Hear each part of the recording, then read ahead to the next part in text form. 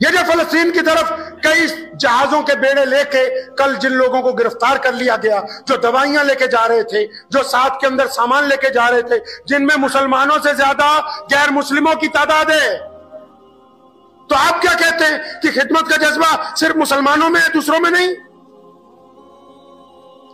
क्या ये लोग वो नहीं है जिनके दिल में दर्द उठा, तकलीफ उठी, और जो लोग तकलीफ में वो भी सुने? अगर किसी को कोई तकलीफ पहुंच रही है, किसी सूबे में पहुंच रही है, तो एक दफा फलस्तीन के मुसलमानों को देखिए कि गुज़िश्ता 2 साल से गुज़िश्ता लगातार दुश्मन के हमलों के बावजूद, अपने बच्चे यतीम करवाने के बावजूद, अपने माँ बाप से महरूम होने के बावजूद वो अल्लाह ताला की उस पाक जमीन पर टिके हुए हैं। तो इससे बड़ा सब्र का इम्तिहान और दूसरा आइडियल कौन सा हो सकता है मुसलमानों के लिए कि उनकी एक कौम का एक हिस्सा आपको ये एहसास दिलाता हो कि हम अपनी जगह इस्तकामत के साथ मौजूद रहेंगे। अल्लाहु अकबर। बिस्मिल्लाहिर्रहमानिर्रहीम। शुरू अल्लाह के नाम से जो बड़ा मेहरबान और निहायत ही रहम करने वाला है। तमाम हज़रात दुरूद शरीफ पढ़ लें। अल्लाहुम्मा सल्ली अला मुहम्मद व अला आलि मुहम्मद कमा सल्लैता अला इब्राहीम व अला आलि इब्राहीम इन्नका हमीदुम मजीद। अल्लाहुम्मा बारिक अला मुहम्मद व अला आलि मुहम्मद कमा बारकता अला इब्राहीम वाला आलि इब्राहीम इन्नका हमीदुम मजीद। अल्लाह ताला के प्यारे नबी जनाब मोहम्मद सल्लल्लाहु ताला अलैहि वसल्लम की जो ज़ात गिरामी है, आप अलैहिस्सलातु वस्सलाम ने कायनात की जो रहनुमाई फरमाई, उसमें नबी अलैहिस्सलातु वस्सलाम का जो खिदमत खल्क का जो जुज़ है वो दीन इस्लाम में बड़ी अहमियत रखता है। इबादात के साथ साथ अगर कोई अमल उसके बिल्कुल बराबर चलता आया पहले दिन से, तो वह अल्लाह के बंदों के साथ हमदर्दी का अमल है, अल्लाह की मखलूक के साथ हमदर्दी का अमल है, अल्लाह ताला की बनाई हुई हर चीज के साथ हमदर्दी का अमल है। और वह हमदर्दी सिर्फ इंसानों तक महदूद नहीं है। नबी अलैहिस्सलातु वस्सलाम ने जिस हमदर्दी की तारीफ की है, जिस हमदर्दी का इजहार किया है, आप अलैहिस्सलातु वस्सलाम ने जिस अंदाज से अपनी हयात मुबारका में हमदर्दी के अमल किए हैं, तो वो सिर्फ इंसानों के लिए नहीं थे। इंसान उसमें पहले नंबर पे थे, और उसके साथ साथ अल्लाह ताला के नबी मोहम्मद अलैहिस्सलातु वस्सलाम ने जानवरों के साथ भी हमदर्दी का इजहार किया। जानवरों के अलावा नबी अलैहिस्सलातु वस्सलाम ने पेड़ पौधों के साथ भी हमदर्दी का इजहार किया। नबी अलैहिस्सलाम ने दरियाओं के पानियों के साथ भी हमदर्दी का इजहार जो है अपनी हयात मुबारका के अंदर किया है। और ये बात समझाई तमाम दुनिया के लोगों को कि आप एक आलिम तो अच्छे बन सकते, एक अच्छे व्यापारी बन सकते, एक अच्छा बेटा बन सकते हैं, अच्छा बाप बन सकते हैं, आप अच्छे बिजनेसमैन बन सकते हैं, अच्छे ऑफिसर बन सकते हैं, आप एक अच्छे बोलने वाले हो सकते हैं, अच्छा लिखने वाले हो सकते हैं, आप अच्छे कपड़े पहनने वाले हो सकते हैं, आप बेहतरीन खाना बनाने वाले हो सकते हैं, बेहतरीन सलीके से खाने वाले हो सकते हैं, आप अच्छी चीजें इस्तेमाल करने वाले हो सकते हैं, आप स्टाइल ऑफ लिविंग को बहुत ऊंचा ले जा सकते हैं, आप अपने फन में बहुत कमाल हासिल कर सकते हैं। चाहे आप किसी चीज के मिस्त्री हैं, चाहे आप किसी चीज के इंजीनियर हैं, चाहे आप किसी पर कमाल रखते हैं किसी फन के अंदर, लेकिन तमाम खूबियों के बावजूद मोहम्मद अलैहिस्सलातु वस्सलाम फरमाते हैं कि अगर आपके दिल में हमदर्दी नहीं है, अगर आप दूसरे के दुख को, दर्द को देख के अपने दिल में दुख और दर्द महसूस नहीं करते हैं, अगर दूसरे के आंसुओं के साथ आपकी आंखें अश्कबार नहीं हो सकती, तो आप सब कुछ हो सकते हैं, एक अच्छे इंसान जो है वो आप नहीं हो सकते। अच्छा इंसान बनने के लिए जरूरी है कि उस तकलीफ को महसूस करें जो दूसरों को हो रही, उस दर्द को महसूस करें। उसके लिए कोई मजहब की कैद नहीं है कि दर्द किसी मुसलमान को हो तो भी दर्द होना चाहिए, दर्द किसी गैर मुस्लिम के हो तब उनको होना चाहिए, नहीं। अल्लाह के नबी अलैहिस्सलाम ने दूसरों की तकलीफ को महसूस किया है। अभी चंद साल पहले एक डॉक्टर साहब फ्रांस में जो मुसलमान हुए थे, तो उन्होंने अपने वाक्य में लिखा है कि मैंने मोहम्मद रसूलुल्लाह सल्लल्लाहु अलैहि वसल्लम को एहसास वाला नबी महसूस किया है कि वो नबी हैं जो दूसरों के पेशेंस की बात करते हैं, जो दूसरों के जज्बात का ख्याल रखते हैं, जो दूसरों के दिल की धड़कनों का हिसाब रखते हैं कि ये कहां तकलीफ महसूस करेगा, कहां राहत महसूस करेगा। वो कहता है कि मेरे पास एक मुसलमान आलिम आए तो मैं पूरी दुनिया के ऊपर एक रिसर्च कर रहा था कि दुनिया में अच्छे लोग कौन से गुजरे, तो कहने लगा उन्होंने, आलिम साहब ने मुझे कोई लंबी बात नहीं की, नबी अलैहिस्सलाम के मुतालिक इतना कहा कि कभी फुर्सत मिले तो मोहम्मद रसूलुल्लाह को पढ़े, आप अलैहिस्सलाम को देखें। आज तो नौज़ुबिल्लाह लोगों के पास फुर्सत नहीं है ना, जो आलिम भी हैं बड़े बड़े, वो अपने बाप दादाओं की तारीफ करते हुए नहीं थक रहे, वो अपनी जमात से शुरू होते हैं, अपनी जमात पर खत्म, वो अपने मसलक की बात करते हैं, अपने मसलक के ऊपर खत्म हो जाता है, वो अपने अकाबरीन की बात करते हैं, अपने अकाबरीन पर उनकी तकरीर खत्म हो जाती। लेकिन जिनको अब अज़ल से लेके अब तक मोहम्मद रसूलुल्लाह से मोहब्बत है तो वो इब्तिदा भी मोहम्मद रसूलुल्लाह पर करते हैं, और जिस नाम की कोई इंतहा नहीं है बात भी वो मोहम्मद रसूलुल्लाह सल्लल्लाहु अलैहि वसल्लम पर ही खत्म करते हैं। तो उन आलिम दीन ने, वो मिस्र के थे, वहां किसी प्रोग्राम में गए थे, तो उस डॉक्टर को इतना कहा कि आप मोहम्मद रसूलुल्लाह सल्लल्लाहु अलैहि वसल्लम को एक बार पढ़ें। तो डॉक्टर कहते हैं कि वो तो चले गए, तो मैं मामूल के मुताबिक कई दिन बिजी रहा, तो जिस दिन मुझे फुर्सत मिली तो मैंने उनका जो विजिटिंग कार्ड रखा हुआ था तो अचानक याद आया कि भी इनके नबी अलैहिस्सलाम के मुतालिक पढ़ना है। तो कहने लगा जब मैंने इंटरनेट पे सर्च मारी कि मोहम्मद रसूलुल्लाह की हिस्ट्री आए तो एक ऐसा वाकया खुल के सामने आया कि नबी अलैहिस्सलाम मस्जिद नबवी में बैठे हुए हैं, एक शख्स आया, परेशान है, रो रहा है, दुख में है, दर्द में, तकलीफ में। उसने कहा या रसूलुल्लाह सल्लल्लाहु अलैहि वसल्लम दुआ करें, मेरा बच्चा गुम हो गया है, मिल नहीं रहा है, सुबह से होते हो शाम हो गई, परेशान हूं। उसकी माँ भी परेशान, दादा भी परेशान, दादी भी, भाई बहन भी, छोटा बच्चा है, 9-10 साल की उम्र है, पता नहीं कहां गया। तो अभी वो अपनी बात ही कर रहा था तो उसी महफिल में एक बंदा बैठा था, उसने कहा अरे भाई वो तुम्हारे बच्चे को तो मैंने फलां बाग में बच्चों के साथ खेलते हुए देखा है।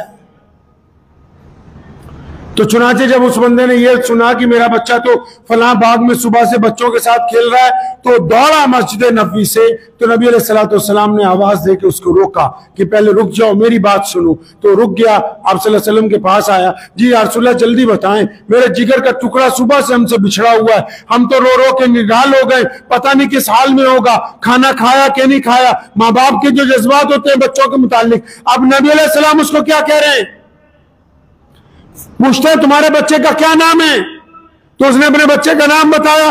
फरमाया जब तुम उस मैदान में जाओगे ना, जोर जोर से ये नहीं कहना ओ मेरे लाल, ओ मेरे जिगर के टुकड़े, ओ मेरी मक्खन मलाई, ऐसा कोई लफ्ज इस्तेमाल ना करना, उसको उसका नाम लेके आवाज मारना। उसने कहा या रसूलल्लाह क्यों ना ऐसा मैं कहूं, क्योंकि सुबह से बच्चा बिछड़ा हुआ, क्यों ना मैं उसको अपना चांद कहूं, क्यों ना मैं उसको अपना जिगर का टुकड़ा कहूं, क्यों ना मैं उसको अपनी आंखों की ठंडक कह के पुकारूं। फरमाया वो बातें ठीक है तुम कह सकते हो, लेकिन उस मैदान में अगर तुम जोर जोर से इन अल्फाजात को कहोगे, क्योंकि तुम्हारे दिल में दर्द है, तुम्हारे दिल में तकलीफ है, तुम्हारे दिल में मोहब्बत उरूज पर है। अगर उन बच्चों में कोई यतीम बच्चा भी खेलता हुआ और उस बच्चे ने तुम्हारी इस आवाज को सुना और उसको अपना बाप याद आ गया और उसकी आंखों में आंसू आ गए, तो तुम्हारे इस अमल से उस यतीम के दिल को तकलीफ पहुंचेगी। इसलिए मैं कहता हूं कि दूसरों के दिलों का एहसास रखो, अपने बच्चे को घर पे जाके मोहब्बत कर लेना, वहां लोगों के सामने उसका इजहार नहीं करना। है कोई ऐसा दिन? तारीख उठाओ दुनिया की, यह मोहम्मद रसूलुल्लाह सल्लल्लाहु अलैहि वसल्लम की जाते गिरामी, आप अलैहिस्सलाम ने इस्लाम की जो इब्तिदा की है उसमें खिदमत खल्क का जो जज्बा है, उसमें एहसासात का जो जज्बा है, कौन था वरना कायनात में जो ये कह देता कि अमीर गरीब गोरे और काले एक ही सफ में खड़े होंगे?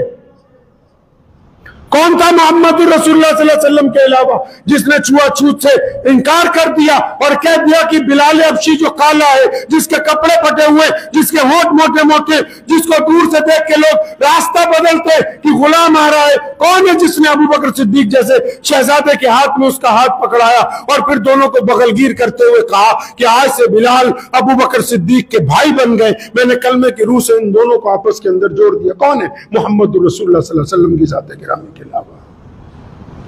ये जो जज्बा है खिदमत खल्क का, ये नबी अलैहिस्सलाम ने दुख और तकलीफ के दरमियान शुरू किया है। आज बहुत सारे लोग हमारे मुल्क में परेशान क्यों हैं? वो ये मदनी जिंदगी के जो वाकयात हमने पहले सुने, मक्की जिंदगी को जो हमने फरामोश किया, तो हमारे बच्चे ये समझते हैं कि गोल तकिया लगा के जो बैठा है बस वही बड़ा आलिम है। हमारे बच्चे ये समझने लगे कि जिसने बेहतरीन खुशबुएं लगाई हैं बस वही बड़ा अल्लाह वाला है। हमारे बच्चे ये समझने लगे कि जो बिल्कुल सर पे रुमाल लपेट के तस्वीर लेके अल्लाह अल्लाह कर रहा है बस वही अल्लाह वाला। मोहम्मद रसूलुल्लाह सल्लल्लाहु अलैहि वसल्लम एक शाम घर पर पहुंचे, फातिमा ज़हरा ने अपने वालिद की हालत को देखी, उनकी आंखों में आंसू आ गए कि अब्बा जी ये देखिए आपके कपड़ों पे कितनी मिट्टी है, आपके बालों के अंदर गर्द है। ए अब्बा जी आप आए, मैं आपका सिर धुलवाती। और रोती रोती कहती अब्बू ये कब परेशानियां खत्म होंगी, ये दुख और तकलीफ कब खत्म होंगे? नबी अलैहिस्सलाम ने कहा फातिमा गम न कर, तेरे बाप को तेरे वालिद को अल्लाह ने जो मर्तबा दुनिया में अता फरमाया है उसका मिशन यही है कि वो दुनिया के हर दुख दर्द को बांटने वाली उम्मत को सामने लेके आए। ये मोहम्मद रसूलुल्लाह सल्लल्लाहु अलैहि वसल्लम की सीरत पाक है जो दुख और तकलीफों से शुरू होती है और फिर मदीनतुल मुनव्वरा की राहत की तरफ जाती है। हमने उन दुख और तकलीफों से अपनी कौम को आशना ही नहीं करवाया, तभी तो आज ये समझ रहे हैं कि जरा सी तकलीफ आई तो शायद अल्लाह की नुसरत हट गई। नहीं नहीं, अल्लाह ने कुरान में कहा कि हर मुश्किल के बाद आसानी है, हर मुश्किल के बाद आसानी है, हर तकलीफ के बाद राहत है, हर उतराई के बाद चढ़ाई है, हर दुख के बाद सुकून हासिल होगा। मोहम्मद रसूलुल्लाह ने जो मक्कातुल मुकर्रमा में वक्त गुजारा, देखिए एक तरफ दुश्मन तकलीफ पहुंचा रहे, फिर वो बिलाल हबशी की मदद कर रहे हैं। एक तरफ दुश्मन तकलीफ पहुंचा रहे, फिर भी अम्मार बिन यासिर के जख्मों पर मलहम लगा रहे हैं। एक तरफ दुश्मन तकलीफ पहुंचा रहे, फिर भी अपने चचा को कह रहे कि मैं बदला लेने के लिए नहीं आया, जब तक तुम कलमा ला इलाहा इल्लल्लाह मोहम्मद रसूलुल्लाह पढ़ नहीं लेते मुझे कोई राहत मिलने वाली नहीं है। इस बात को ज़हन नशीन कर लें। ये जो खिदमत खल्क का जज्बा है, ये जो हम लोग काम कर रहे हैं, ये अल्लाह के नबी अलैहिस्सलाम ने अता किया है। ये खिदमत खल्क का जज्बा मोहम्मद रसूलुल्लाह ने अता किया है, इसको जारी रखना है। हमारे नबी अलैहिस्सलाम ने मस्जिद नबी बनाई, असहाबे सुफा का चबूतरा बनाया। पहले दिन मस्जिद में अभी नमाज शुरू होनी है तो असहाबे सुफा का चबूतरा बना दिया। सैयदना अबू हुरैरा की, सैयदना अनस रज़ी अल्लाह तआला अन्हु की, सैयदना बिलाल हबशी रज़ी अल्लाह तआला अन्हु की ड्यूटी लगा दी। क्या करना भाई बिलाल? लंगर तैयार करना। किस लिए? कि असहाबे सुफा के चबूतरे पर रोजाना जो गरीब आएंगे, जो मिस्कीन आएंगे, जो मोहताज आएंगे, जो मेंटली डिसेबल आएंगे, जो लंगड़े लंगड़े आएंगे, जिनका ज़हनी तवाज़ुन खराब हो गया वो आएंगे, जो बेघर आएंगे, या रसूलुल्लाह उनको क्या करेंगे? फरमाया उनको यहाँ पर रखना है, हम खुद बाद में खाना खिलाएंगे, खाएंगे, इससे पहले इन मोहताजों को खाना खिलाया करेंगे। नबी अलैहिस्सलाम के जो दीन का कंसेप्ट है, नबी अलैहिस्सलाम का जो मिजाज है इस्लाम में, उस मिजाज को बाकी रखना है। जरा सी तकलीफ आती है तो हम लोग सोचते हैं कि नहीं ऐसा हो गया वैसा हो गया। नहीं, प्यारे मोहम्मद अलैहिस्सलाम ने 14 साल किस में गुजारे जी? जो मक्कातुल मुकर्रमा में 14 साल गुजरे, किस में गुजरे? तकलीफ में, दुख में, परेशानी में। लेकिन उसके बावजूद भी नबी अलैहिस्सलाम ने अपने मिशन को जारी रखा है, छोड़ा नहीं। इस बात को ज़हन नशीन रखें कि खिदमत खल्क का जो जज्बा है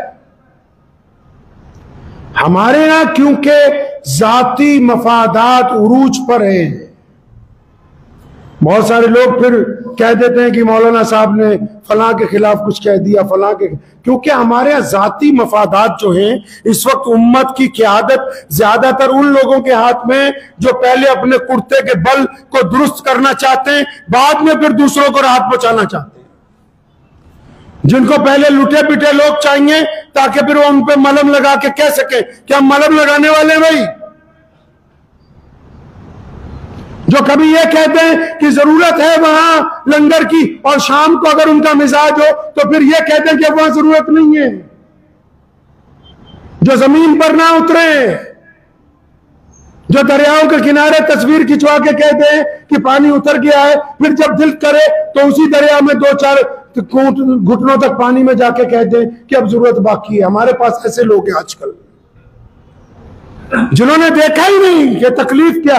ये जो खिदमत खल्क की तहरीक शुरू हुई, पंजाब से चाहे शुरू हुई, आप क्या चाहते हैं कि सिर्फ पंजाब तक महदूद रहे? मोहम्मद रसूलुल्लाह का दीन ये कहते हैं कि दुनिया का हर फर्द, दुनिया का हर एक मुसलमान इस खिदमत को उस इलाके तक लेके जाए जहां उसका दायरा है, जहां वो रहता है। ये सिर्फ एक इलाके के लिए नहीं है, ये पूरी कायनात के लिए। ये जो फलस्तीन की तरफ कई जहाजों के बेड़े लेके कल जिन लोगों को गिरफ्तार कर लिया गया, जो दवाइयां लेके जा रहे थे, जो साथ के अंदर सामान लेके जा रहे थे, जिनमें मुसलमानों से ज्यादा गैर मुस्लिमों की तादाद है, तो आप क्या कहते हैं कि खिदमत का जज्बा सिर्फ मुसलमानों में है, दूसरों में नहीं? क्या ये लोग वो नहीं है जिनके दिल में दर्द उठा, तकलीफ उठी? और जो लोग तकलीफ में वो भी सुने। अगर किसी को कोई तकलीफ पहुंच रही है, किसी सूबे में पहुंच रही है, तो एक दफा फलस्तीन के मुसलमानों को देखिए कि गुज़िश्ता 2 साल से गुज़िश्ता लगातार दुश्मन के हमलों के बावजूद, अपने बच्चे यतीम करवाने के बावजूद, अपने माँ बाप से महरूम होने के बावजूद वो अल्लाह ताला की उस पाक जमीन पर टिके हुए हैं। तो इससे बड़ा सब्र का इम्तिहान और दूसरा आइडियल कौन सा हो सकता है मुसलमानों के लिए कि उनकी एक कौम का एक हिस्सा आपको ये एहसास दिलाता हो कि हम अपनी जगह इस्तकामत के साथ मौजूद रहेंगे। तो जहन को थोड़ा बड़ा कर लें। ये तो बहुत छोटे छोटे मफाद परस्त हैं। अक्सर यूट्यूब फेसबुक पे आप जिनको सुनते हो, जो चोरी छुपे एक दूसरे पर मैसेज करते हैं, इनके मफादात बहुत महदूद हैं। फिर कहता हूं कि मुसलमानों को नई क़यादत की जरूरत है। इनके पास अच्छे आलिम हैं, इनके पास अच्छे नौजवान पढ़े लिखे हैं, इनके पास बेहतरीन इंजीनियर हैं, अच्छे डॉक्टर हैं, अच्छे साइंसदान हैं, अच्छे शेखुल हदीस मौजूद हैं। लेकिन फर्क यह है कि उन अच्छों को अगर अप्रिशिएट करेंगे, उनके साथ इज़हारे हमदर्दी करेंगे, तो वो लोग इनकी क़यादत करेंगे। अगर ये वही चाहते हैं कि फरसूदा क़यादत हो, वो जो सिर्फ सुबह कुछ कहे, शाम को कुछ कह दे, उनका दिल चाहे तो सुबह हाँ कह दे, उनका दिल चाहे तो शाम को ना कह दे, तो ऐसी क़यादत जो है वो मुसलमानों को इज्जत दिलवाने से महरूम रहेगी, वो कौम को इज्जत नहीं दिलवा सकती है। खिदमत के जज्बे को सियासत से मत जोड़ें, खिदमत के जज्बे को जमातों से मत जोड़ें। खिदमत के जज्बा मोहम्मद रसूलुल्लाह ने अता फरमाया, वो नबी अलैहिस्सलाम का खासा है। अल्लाह के नबी अलैहिस्सलाम ने उस तहरीक को शुरू किया है और मक्कातुल मुकर्रमा में ऐसे हालात में शुरू किया जब हालात नबी अलैहिस्सलाम के मुआफिक नहीं थे। आजकल तो हम लोग चाहते हैं भी खिदमत करें, साथ साथ में वो खिदमत ऑनलाइन भी हो जाए। सैयदना अबू बकर सिद्दीक रज़ियल्लाहु ताला मुसलमानों के खलीफा हैं, जब इंतकाल हुआ ना, सारी चीजें उमर बिन खत्ताब के कलम के नीचे जब आई ना, बार बार एक बात सैयदना उस्मान और मौला अली रज़ियल्लाहु ताला अजमईन को कहते थे कि उमर बिन खत्ताब ये कहते थे बार बार कि अबू बकर जो है बड़ा कैड़ा काम छोड़ के गए, बड़ा खतरनाक जिम्मेदारी दे के गए। अबू बकर ने जो बोझ उठा रखा था वो ऐसा है कि हर बस बंदे के बस की बात नहीं। किसी ने पूछा उमर बिन खत्ताब क्या हुआ, और मैं क्या बताऊं कि आज खिलाफत में बैठा हूं, 3-4 लड़कियां आ गई, छोटी छोटी बेटियां हैं, हैं वो आके कहती हैं कि तुम खलीफा बने हो। मैंने कहा हाँ जी मैं खलीफा बना हूं। तो कहने लगी चाचा चलो ना हमारे घर, जो पहला खलीफा था वो रोजाना सुबह को आके हमारे जानवरों को चारा डालता था। हमारी माँ क्योंकि नहीं है, हमारा बाप नहीं है, तो दूध दो के आधा हमें देता था, आधा बाजार में चला जाता था ताकि उसकी रकम वापस आ जाए। चल रहा हमारे घर, अब क्योंकि तू खलीफा बन गया तो ये जिम्मेदारी आप तुम्हें अदा करनी है। फरमाने लगे कि वो एक बूढ़ी औरत है अंधी, उसकी आंखें नहीं चलती, तो हज़रत अबू बकर सिद्दीक रोजाना सुबह को तहज्जुद के वक्त उसके घर जाते हैं, तहज्जुद के वक्त उसके घर जाते हैं, सफाई करते हैं, खाना बनाते हैं, चूल्हा जलाते हैं, आटा गूंथते हैं, रोटियां उतारते, सालन उतारते। तो अब उमर बिन खत्ताब एक दिन गए, तो जब सारा काम कर दिया, क्योंकि चोरी छुपे कई दफा देख चुके थे कि अबू बकर यहां भी जाते हैं रज़ियल्लाहु अन्हु, जब सारा काम करके चलने लगे तो उस बुढ़िया ने आवाज दी कि बेटा बात सुनो, वो कहां है जो रोजाना आता था? तो सैयदना उमर बिन खत्ताब हैरान हुए, फरमाया मां वो तेरी तो आंखें नहीं है, तू अंधी है, तूने कैसे पता लगा लिया कि मैं वो नहीं हूं जो रोजाना आता है? कहने लगे बेटा इस तरह पता लगाया कि तू आज आया है ना, तूने झाड़ू भी लगा दिया और तूने चूल्हा भी जलाया, आटा भी गूंदा, शोरबा भी तैयार किया, सारा कुछ बना के मेरे पास रख गया। अब तू जब वापस जा रहा था मैं समझ गई कि वो नहीं है। अम्मा कैसे समझी? फरमाया वो जो आता था ना पहले वो फिर मुझे उठाता था, मेरा मुंह हाथ धुलवाता था और मुझे कुल्ली करवा के एक बर्तन में, और फिर वो रोटी को सालन में डाल के अपनी उंगलियों से उसको नरम करके फिर एक एक लुकमा मेरे मुंह में डाल के जाता था। तब मुझे पता लगा कि आज वो नहीं आया जो रोजाना आता है। खिदमत के लिए जज्बात की जरूरत है, खिदमत के लिए इसार की जरूरत है, जो मोहम्मद रसूलुल्लाह सल्लल्लाहु अलैहि वसल्लम ने अता फरमाया है। रसूलुल्लाह ने जिनकी खिदमत की, कभी किसी को नहीं कहा कि तुम मेरा जाके चर्चा कर देना। पता है कि अल्लाह के यहां अगर अमल कबूल हो गया तो फिर पूरी दुनिया को पता लगने वाला है। तो इस खिदमत के जज्बे को बरकरार रखना है, रखें इंशाअल्लाह। सिर्फ पंजाब में नहीं, पूरी दुनिया में जहां जहां मुसलमान है, किसी को दुख पहुंचे, तकलीफ पहुंचे, उसका मजहब कोई हो, उसका रंग कोई भी हो, उसकी बरादरी कोई भी हो, अगर आप उनके दुखों का मदावा नहीं करेंगे तो आप मोहम्मद रसूलुल्लाह सल्लल्लाहु अलैहि वसल्लम के एक अच्छे उम्मती नहीं बन सकते। तो ये नहीं है कि हमने सिर्फ यहां खिदमत की और वो खिदमत चल रही है। और इस हद तक मैं तारीफ करता हूं उन तमाम मुसलमानों की। मैं परसों अचानक राजस्थान गया, राजस्थान भरतपुर में एक जगह सीकरी, तो वहां से उस गांव के नौजवान पंजाब में खिदमत करने के लिए आए। तो यहां एक हफ्ता रहे, खिदमत बहुत की। जब वापस जा रहे थे तो केपीएम हाईवे पे या रास्ते में किसी जगह उनका एक्सीडेंट हुआ, तो उसमें एक हमारा भाई, उसका नाम रियाज जकरिया भाई, तो जकरिया का इंतकाल उसी वक्त एक्सीडेंट में हो गया। इसी तरह एक उत्तराखंड के भगवानपुर से एक नौजवानों की गाड़ियां आई, उन्होंने बड़ी खिदमत की यहां पंजाब में कई दिन। तो वापस जा रहे थे, उनकी गाड़ी का भी एक्सीडेंट हो गया।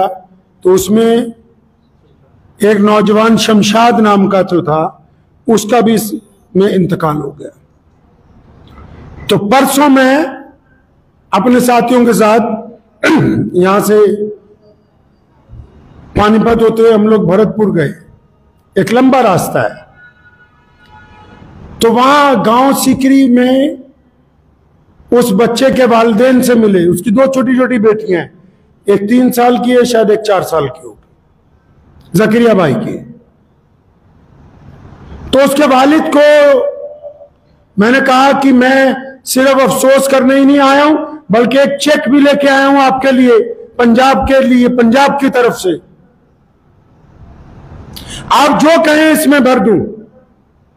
तो मेरे ज़हन में था कि वो जो चाहेंगे अगर हम भर देंगे तो आके यहां उतना इकट्ठा करके अकाउंट में डाल देंगे।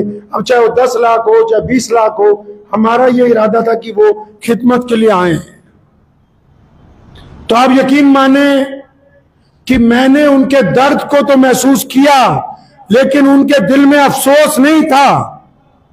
हालांकि वो मदद करने के लिए, अपनी कौम की मदद करने के लिए नहीं आए, अपने वतन के भाइयों की मदद करने आए थे।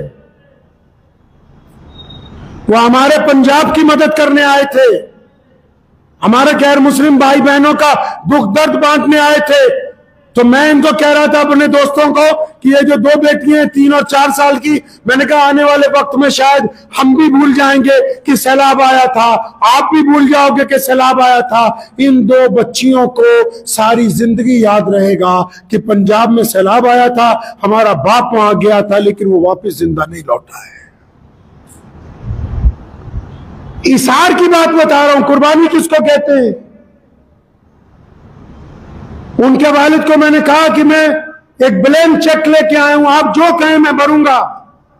आप यकीन माने उनकी आंखों में आंसू थे गम के। तो उन्होंने मुझे कहा मौलाना अगर पंजाब के लिए कुछ और चाहिए तो वो आप उसकी बात करो कि हम और क्या मदद कर सकते। हमारा बच्चा अल्लाह उसके रसूल सल्लल्लाहु अलैहि वसल्लम के रास्ते में गया, मोहम्मद रसूलुल्लाह के हुक्म के मुताबिक अपने दोस्तों की, अपने भाइयों की मदद करने के लिए गया। खुदा की कसम हमको इस शहादत का, इस इंतकाल का किसी भी तरह का दुनियावी बदला कोई भी नहीं चाहिए। तो मैं ये समझता था कि दुख और दर्द में तो लोगों को मदद की जरूरत होती है, तो मेवातियों ने इस नजरिए को भी बदल दिया, इसको भी बदल दिया कि खिदमत भी कर रहे हैं, जान भी निछावर कर रहे हैं।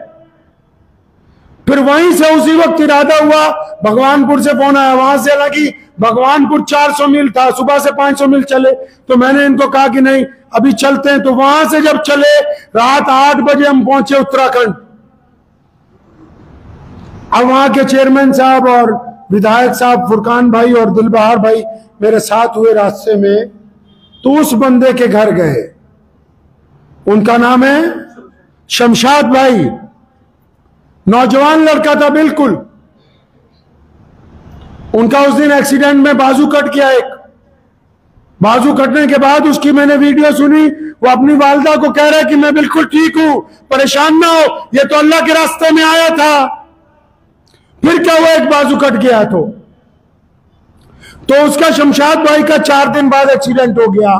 तो मैंने इन साथियों को कहा कि हो सकता है मेवाती थोड़े मालदार हों, अब हम उत्तराखंड की तरफ जा रहे हैं तो इन दोनों का जितना कुछ देना था वो उस एक जगह देते हैं ताकि ये अभी उनकी माली तौर पर मदद हो जाए। अब यकीन माने मैंने शमशाद भाई के वालिद से जब गले मिला, उनका दुख तो बहुत ज्यादा था लेकिन उनकी आंखों में आंसू नहीं थे। उन्होंने मुझे ये कहा कि मौलाना साहब मेरे और 3 बेटे हैं, आपके सूबे को, आपके लोगों को अगर उनकी जरूरत है तो मैं अपने और बच्चों को भेजने के लिए तैयार हूं, लेकिन मुझे अपने इस बच्चे के इंतकाल के बाद किसी किस्म की कोई कीमत जो है वो नहीं चाहिए। मियां साहब, कौम के लीडरों, नाम नेहाद लोगों, कुर्बानी देने के लिए जज्बा होना चाहिए, सिर्फ बातें नहीं होती। उत्तराखंड के मुसलमानों ने जो पहले उत्तर प्रदेश का हिस्सा रहा, उन्होंने भी यह साबित कर दिया कि हम अगर दुख और तकलीफ में किसी के साथ जा रहे हैं तो सिर्फ दिखावे के लिए नहीं जा रहे। हमने अपना माल दिया तो अपनी जान भी उस रास्ते में अगर कुर्बान हो गई है तो हमें इस बात का कोई अफसोस नहीं है। हाँ, इस बात का दुख जरूर है कि हम में से एक साथी जो हमारे साथ गया वो आज हमारे साथ मौजूद नहीं है। ये कौमों का मिजाज होता है। ये जो 2 लड़के इस रास्ते में एक्सीडेंट में शहीद हो गए, ये कौमों का मिजाज है। आने वाली नस्लें याद रखेंगी कि खिदमत के मैदान में अगर किसी की जान भी चली गई तो वो भी क़यामत तक अल्लाह तबारक तआला के हुजूर सरखुरू हो गए। अल्लाह के हुजूर वो लोग, ये जज्बा होता है। वरना किसी आम आदमी को हम कहते हैं कि भाई तुझे 5-10 लाख का चेक देना है तो बहुत सारे रिश्तेदार ही कह देंगे चुपचाप कि भाई ले लो, कोई बात नहीं, बच्चों के काम आएगा। लेकिन इन दोनों के रिश्तेदारों ने भी, गांव के लोगों ने भी, वहां के जिम्मेदारों ने भी।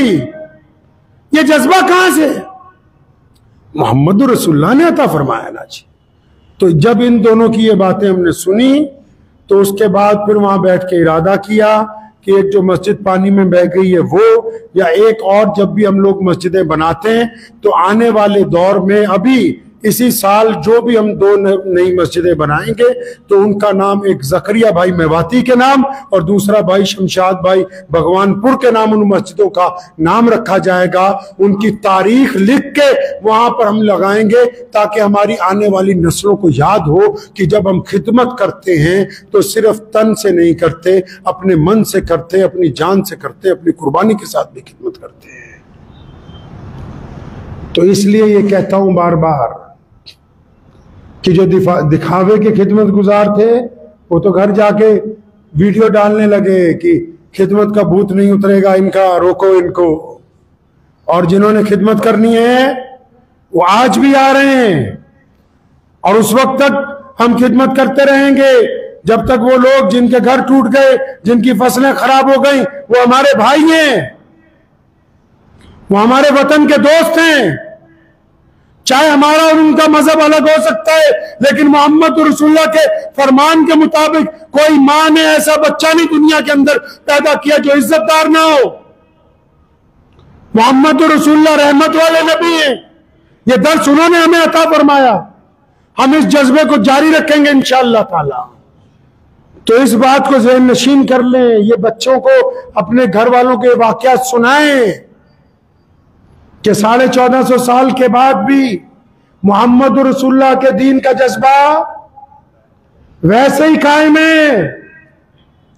आई लव मोहम्मद के पोस्टर तो हटाए जा सकते हैं लेकिन जो मोहब्बत नबी अलैहिस्सलाम की दिल में है, जो नबी अलैहिस्सलाम की मोहब्बत हमारे किरदार में है, जो उनकी मोहब्बत हमारे खून में है, जो नबी अलैहिस्सलाम का किरदार हमारे ज़हन में नक्श है, जिसमें हमने वादा कर रखा है अपने अल्लाह से कि हमारा चलना फिरना उठना बैठना। और उन लोगों को भी कहता हूं जो सिर्फ जुलूस निकालने पर इत्तेफाक रखते, अपने किरदार को बुलंद करो, किरदार को बुलंद करो। अपने मक्के में रहते हुए रसूलुल्लाह ने दुश्मन के दरमियान सब्र और जुर्रत के साथ अपने किरदार को बुलंद रखा है। हमारा किरदार किसी दिखावे का मोहताज नहीं है। अपने किरदार को बुलंद कीजिए, अपने आप को सच्चाई के रास्ते पे लाइए, दूसरों के दुख दर्द को बांटिए, जिना और बदकारी से अपने आप को रोकिए, शराब से अपना मुंह फेर लीजिए, बेईमानी के सामने इनकार कर दीजिए, रिश्वत के साथ अपना गुजारा करना बंद कर दीजिए, दूसरों की बुराई दिलों में से निकाल दीजिए, अपने दिल को हसद और कीने से पाक कर लीजिए। ये वो किरदार है मोहम्मद रसूलुल्लाह का कि दुश्मन आपको पोस्टर लगाने से तो रोक सकता है, किसी की मदद करने से, किसी की इज्जत को बहाल करने से, किसी के लिए दुआ करने से, किसी के लिए दिल में मोहब्बत रखने से, किसी को छुप के उसकी इक्तिसादी तौर पे मदद करने से दुनिया की कोई ताकत आपको रोक नहीं सकती है। तो रखेंगे जज्बा मोहब्बत का इंशाअल्लाह, खिदमत जारी रहेगी इंशाअल्लाह। खिदमत के लिए जरूरी नहीं कि बहुत ज्यादा लोग हों, खिदमत के लिए सैलाब आना भी जरूरी नहीं है, खिदमत के लिए मौके तलाश करने की जरूरत नहीं।